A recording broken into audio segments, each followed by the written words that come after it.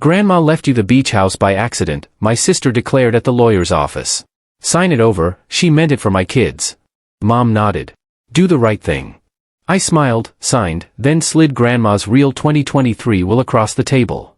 Imagine your own mother and sister looking you dead in the eye, telling you your beloved grandmother, in her final act, made a mistake by leaving you her cherished beach house. Then, they demanded you sign it over, as if it were theirs by right. But what they didn't realize. My grandma, bless her heart, was sharper than they knew. And she'd set a trap, hoping I'd be brave enough to spring it. It all started in a probate attorney's office in uptown Dallas. The air reeked of lemon cleaner and expensive coffee, trying to mask the scent of grief and greed. There was a framed photo of some golden retriever on the wall, like that was supposed to make us feel better. My sister, Kayla, leaned forward across the conference table, her voice dripping with condescension. Grandma left you the beach house by mistake, she told me, as if announcing a weather update. She meant it for my kids. Just sign it over. My mom, bless her heart, nodded immediately. Do the right thing, William. I just blinked. My mouth went dry. My 6-year-old son, Noah, sat beside me, backpack on his lap, quietly counting the holes in the acoustic ceiling tiles. He does that when adults get weird. Mr. Patel, the attorney, looked between us all like he'd rather be anywhere but there. Kayla slid a folder toward me. It's simple. Just sign the family settlement agreement. We already filled in the address. I glanced down, and my brain, that cold, analytical pilot brain, started doing its emergency math. A small beach house on Seaglass Drive in Surfside Beach. Grandma's place. The one with the warped deck board she always warned us about. You're telling me Grandma wrote a will, left me the house, and you think it was an accident? I asked, my voice flat. Kayla's smile was sharp, almost triumphant. She was 87. She got confused. You know how she was at the end. She wasn't confused, I countered.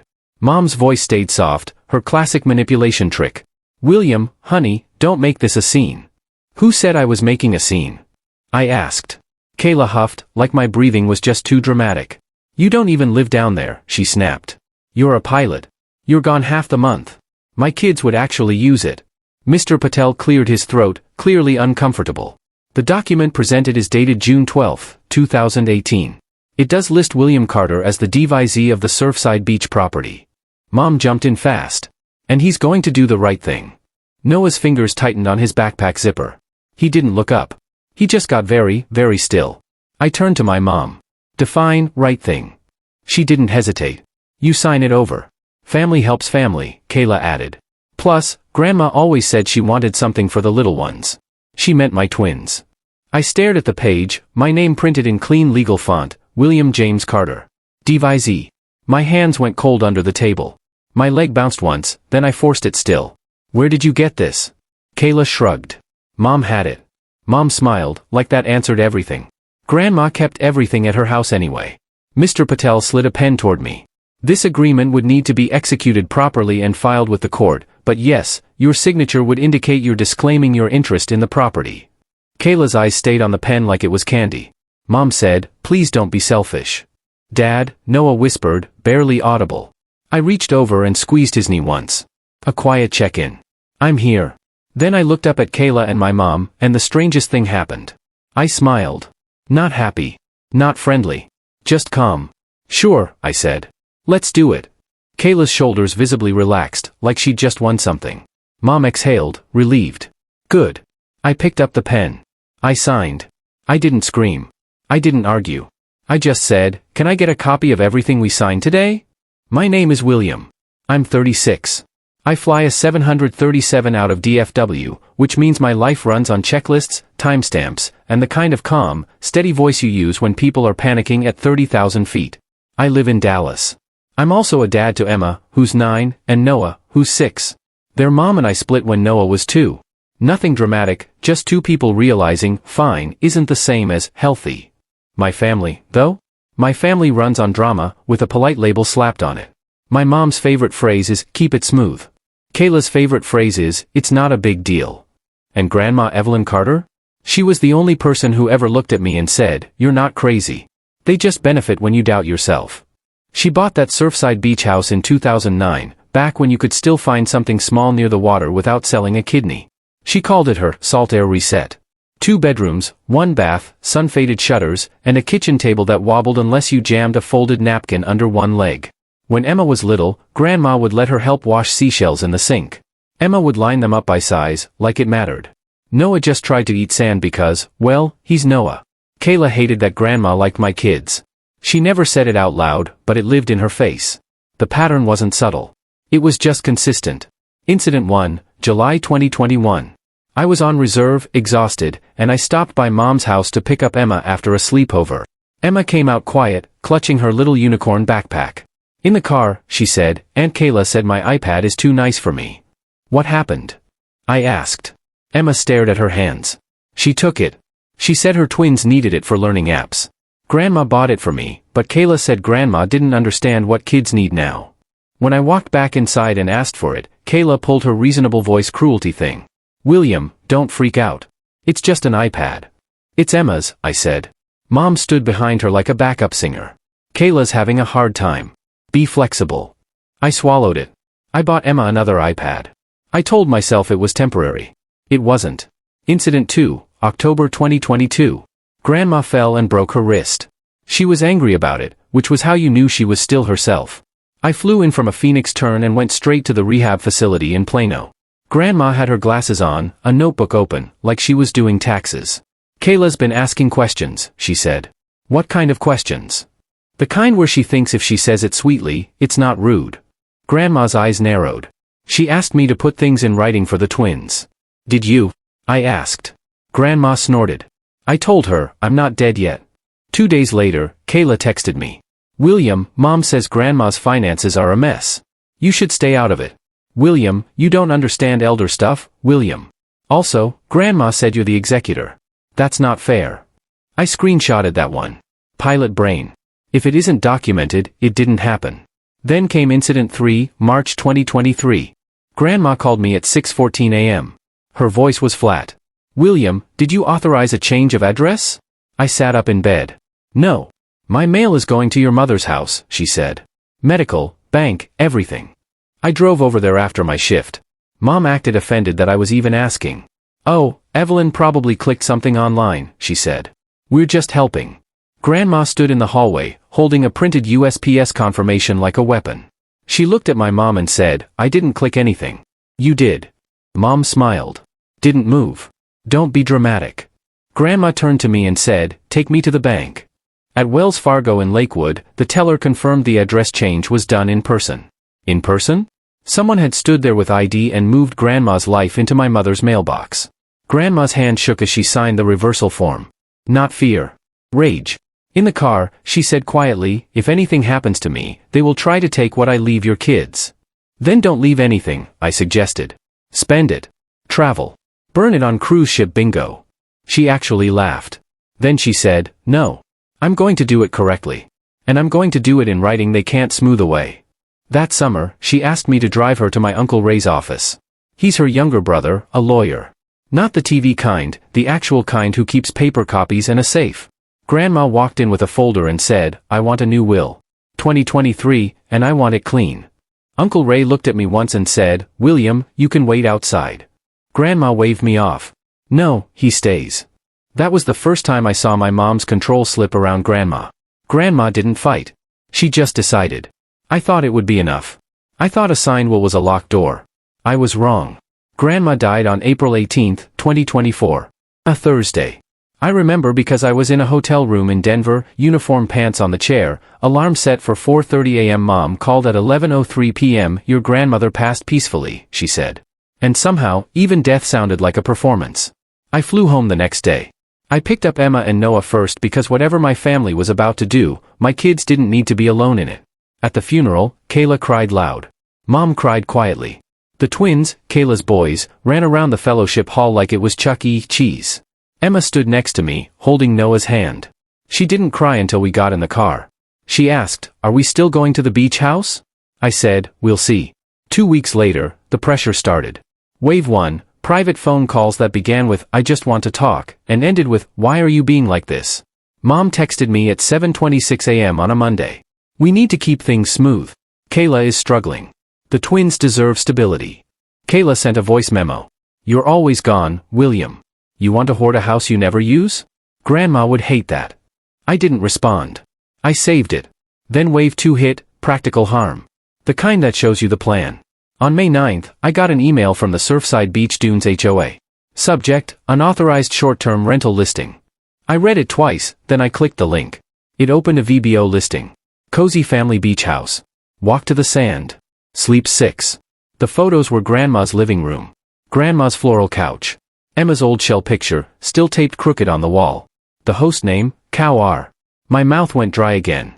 Same feeling as the lawyer's office, like my body recognized a threat before my brain finished the sentence.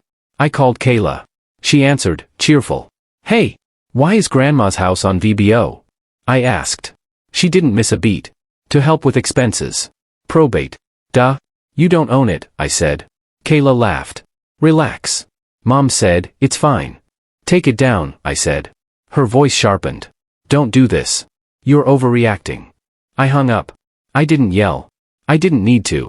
I opened a folder on my laptop called Carter Probate and started dropping in receipts like I was building a case file for a crash investigation. Screenshots of the listing, the HOA email with the date, time, Kayla's voice memo, Mom's keep it smooth texts. Then I drove to Mom's house and asked one simple question, where is Grandma's original will? Mom blinked like I'd asked where she hid the moon. I don't know. I said, show me the safe. She smiled. William, please don't accuse me of things. I didn't accuse. I just repeated, show me the safe. She refused. She turned it into respect. She turned it into grief. Kayla showed up, arms crossed, already angry. You can't just barge in here, she said. I looked at her. Where are the keys to the beach house? Kayla's eyes flicked left, like her body answered before her mouth did. Why do you need them? Because someone is renting it out, I said, calm. And it's not you. Mom stepped between us, soft voice on. Honey, we're handling it.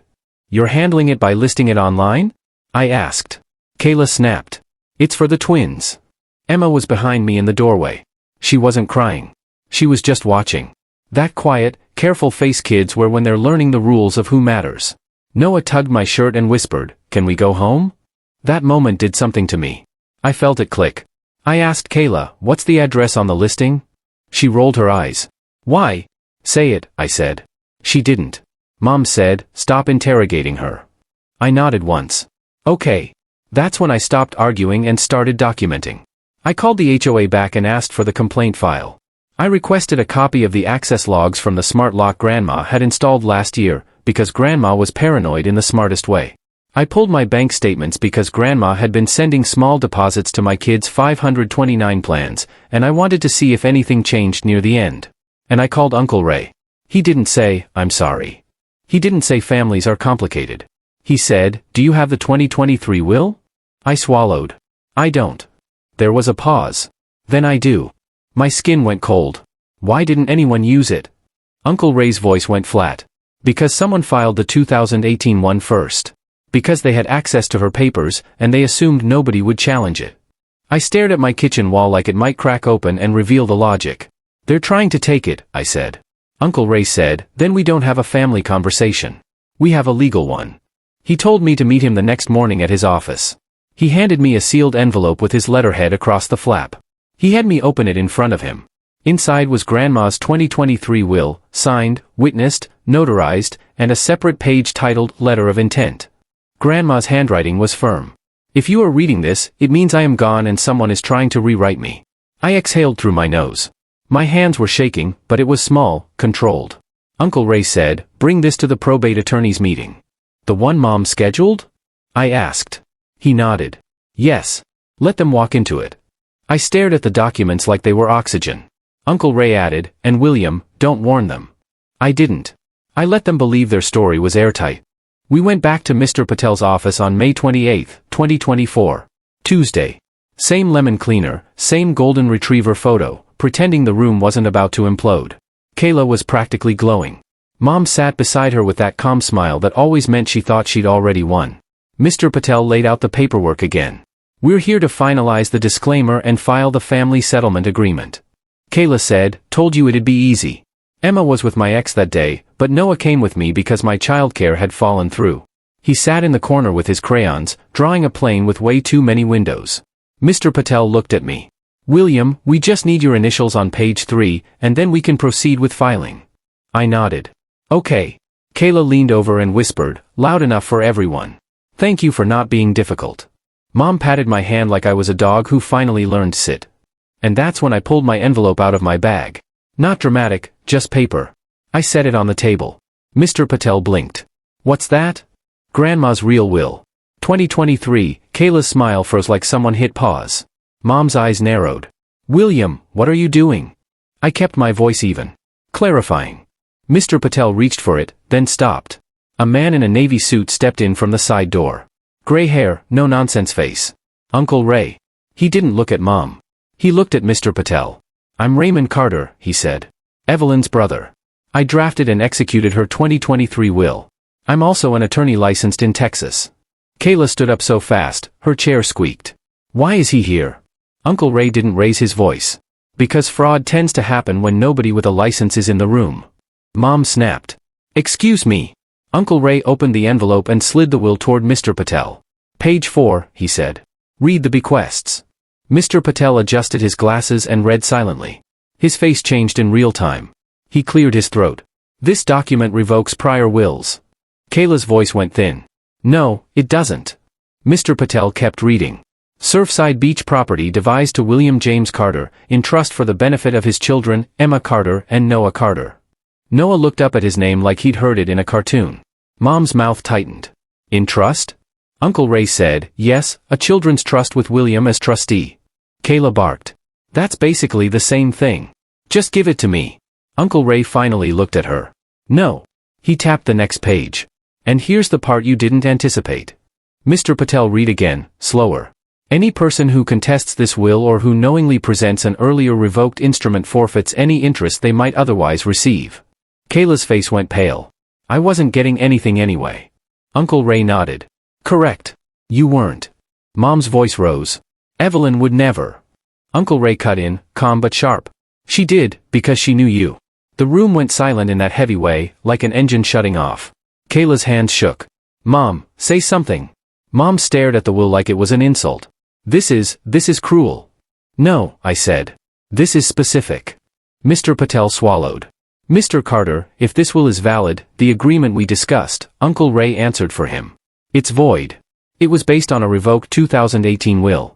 You also now have noticed that the 2018 will was presented despite being revoked, which creates complications.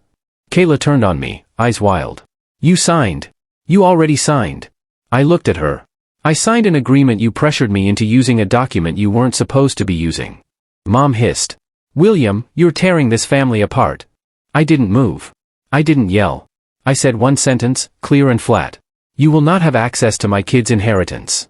Kayla lunged for the papers. Uncle Ray slid them back like he'd done this before. Mr. Patel sat up straighter. Given this, I need to pause filing and consult. Uncle Ray said, no pause. We file the 2023 will today. Right now.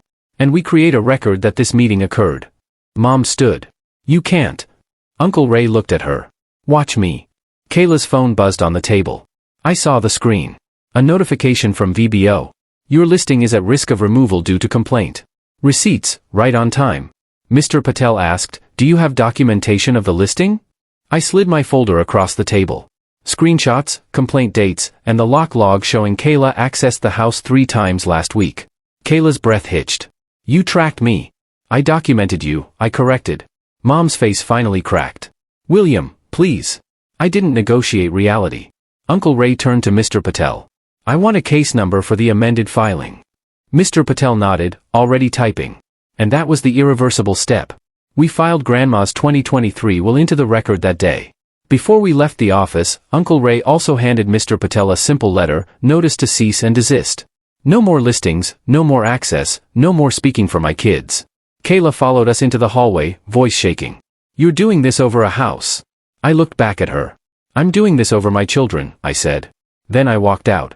2 days later, I drove to Surfside with Emma and Noah. I didn't tell my mom. I didn't tell Kayla. I brought a locksmith. I brought a new smart lock. I brought copies of the filed will and Uncle Ray's letter in a folder on the passenger seat, like a seatbelt. Emma climbed out of the car and just stood there, staring at the house. It smells the same, she said quietly when we opened the door. Salt, old wood, and Grandma's lavender soap. Noah ran straight to the window and pressed his forehead to the glass. Oh, he whispered, like it was a secret. The locksmith changed the locks while my kids walked room to room, touching things like they were making sure this was real. Emma found Grandma's crocheted blanket folded on the couch. She hugged it to her chest and didn't say anything for a full minute. Then she asked, "Are they mad?" I crouched in front of her. "Probably." She swallowed. "Are we in trouble?" "No," I said. "We're safe." That night, we ordered pizza and ate at Grandma's wobbly kitchen table, with a folded napkin under the leg, because some things don't need fixing. Noah fell asleep on the couch mid-movie. Emma sat beside me, feet tucked under her, and said, "Grandma wanted us here." "I know," I said. Back in Dallas, Mom tried her last tactic. She showed up at my door with a store-bought bundt cake and the voice she uses when she wants to erase what happened. "Let's not make permanent decisions while we're emotional," she said. I didn't invite her in. I said, "This isn't emotional. This is documented." She blinked hard. "William, you're punishing us." "I'm protecting my kids," I said. Kayla tried to. She sent a long text at 1:12 a.m. "William, I hope you're happy, William. You always think you're better than us because you're a pilot and you have your life together." "William," the twins cried when I told them. "William, Grandma would be ashamed." I stared at it for a second, then I replied with one sentence. "Any communication goes through Uncle Ray." Then I muted the thread. A week later, Emma came home from school and held up a drawing. It was the beach house, with stick figures outside. Grandma was there too, drawn bigger than life, smiling. Emma said, "I know she's not here, but I like pretending she is." I nodded. "Me, too. My new normal is quiet. My kids have a future that doesn't depend on my mom's mood or my sister's entitlement. The trust is set up. The house is in it. The income, if we ever rent it, goes to Emma and Noah, not to anyone who thinks family means access." People always ask if I feel guilty. I don't. Because guilt is what you feel when you did something wrong. All I did was stop letting other people rewrite my kids' lives. My mom can call it selfish if she wants. Kayla can call it cruel if she needs to. I call it a boundary. And it stays. This story is about the moment you realize the word family has been turned into a pressure tool. It's about the clear, steady certainty that comes when you finally choose your children over the people trying to minimize them. William isn't theatrical. He's a pilot. He lives by checklists, documentation, and the kind of calm you use when other people's safety depends on your decisions. For years, he tolerated the constant nudges and guilt because he believed that's what a good son does: swallow the tension, keep the peace, don't make it a thing. His mother called that keeping things smooth. His sister called it not being difficult. Grandma quietly called it what it was, conditioning him to doubt himself so others could take more. The beach house was never the real headline. It was a symbol of something deeper, whether William's children mattered as much as his sister's convenience. His mother and Kayla didn't just want the property. They wanted to reshape Grandma's final act of love into proof that William's kids were negotiable. That old 2018 will wasn't an innocent mix-up. Someone knew Grandma had updated her will in 2023. Someone still pushed the earlier version forward, betting William would be too polite, too tired, too trained to push back. They counted on him signing away his children's inheritance because families shouldn't fight. They misread him. William's strength was quiet discipline. He didn't argue in the first meeting. He signed, smiled, and let them believe they'd won. While he did what he always does under pressure: verify, document, and prepare. Screenshots, access logs, HOA records, voice notes, a timeline that turned vague accusations into concrete facts. When he returned with Uncle Ray and the real will, it wasn't about payback. It was about clarity meeting consequences. And his mother's line, "You're tearing this family apart," revealed the whole structure. The family only felt together when William absorbed the impact in silence. The moment he protected his children's future, he was labeled the problem. That's not connection. That's control. What this story shows: family is not permission to rewrite reality or trade away your children's future. Calm isn't weakness. Sometimes it's strategy, especially when facts matter. The people most upset by boundaries are often the ones who benefited from you having none. Have you ever had to face down your own family to protect what's truly important? I'd love to hear your experiences and how you handled it in the comments below.